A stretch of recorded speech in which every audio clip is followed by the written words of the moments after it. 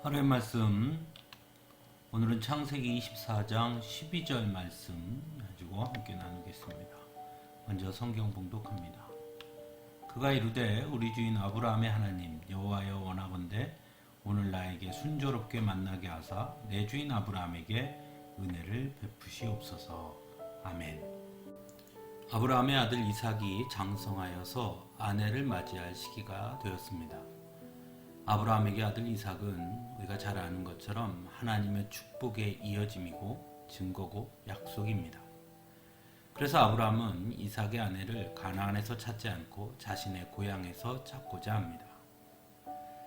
창세기 24장은 이처럼 아브라함이 자신의 아들 이삭의 아내를 찾는 과정을 우리에게 보여주고 있습니다. 아브라함은 하나님의 부름을 받았습니다. 하나님은 아브라함에게 복을 주시겠다고 약속하셨지요. 그 복은 하늘의 별과 같이 바다의 모래와 같이 많은 민족을 이루게 하시겠다는 약속이었고, 그 약속의 이어짐이 아브라함의 아들 이삭을 통해 이어질 것을 분명히 말씀하셨습니다. 그런 의미에서 이삭은 너무나 중요한 인물이고, 또한 이삭의 아내 역시 매우 중요할 수밖에 없습니다. 그러므로 이삭의 아내를 선택하는 것은 너무나도 중요한 일입니다. 아브라함은 그 중요한 일을 자신의 늙은 종에게 맡깁니다. 그 늙은 종은 이름도 등장하지 않습니다.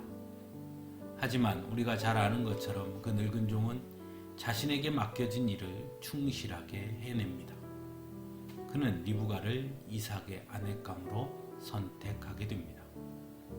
우리는 흔히 주인공이 되고자 하고 또한 주인공에 집중하려는 경향이 있습니다.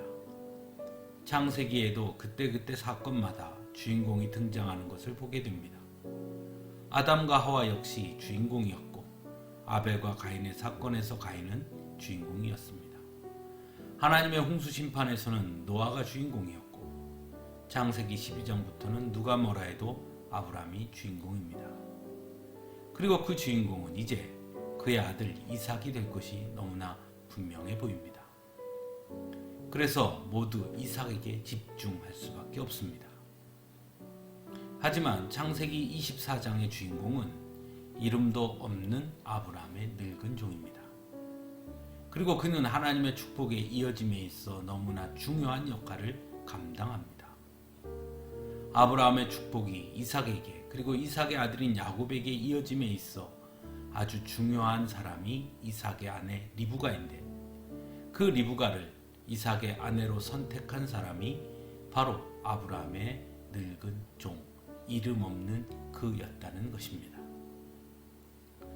사랑하는 성도 여러분, 코미디 프로에서 나온 유행어 중에 1등만 기억하는 더러운 세상이라는 유행어가 있었던 적이 있습니다. 지금도 여전히 어쩌면 우리의 세상은 1등만 기억하는지 모르겠습니다. 그래서 모두가 주인공이 되려고 합니다. 주인공이 되지 않으면 실패한 인생이라고 여깁니다. 그래서 작은 것에도 자신의 주장을 강하게 내세우고 양보하려 하지 않습니다. 양보하면 지는 것이라고 여기기 때문입니다. 하지만 창세기 24장은 우리에게 전합니다. 하나님의 일을 감당하는 사람은 모두 하나님 안에서 주인공이라고 말입니다. 세상에서는 한낱 이름 없는 늙은 종이지만 하나님은 바로 그를 통해 하나님의 축복을 이어가는 데 있어 매우 중요한 역할을 감당하게 하십니다. 그런 면에서 그는 분명 주인공이었습니다. 하나님의 계획하심과 하나님의 일하심에 있어서 말입니다. 하나님은 우리 모두를 부르시고 택하셨습니다. 그리고 우리 모두를 주인공으로 삼으십니다. 우리의 삶에 간섭하심으로 우리 삶에 하나님의 영광과 하나님의 뜻과 계획이 일어남에 있어 우리를 주인공으로 사용하신다는 것입니다. 그러므로 우리는 세상 사람들의 시선 앞에서의 주인공이 아닌 하나님께서 세워주시는 주인공이라는 것을 기억하며 날마다 하나님 앞으로 나아갈 수 있어야 하겠습니다.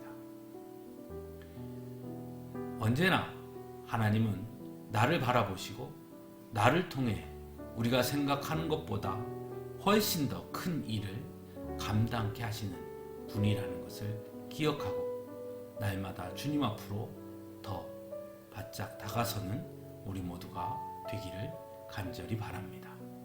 함께 기도하겠습니다.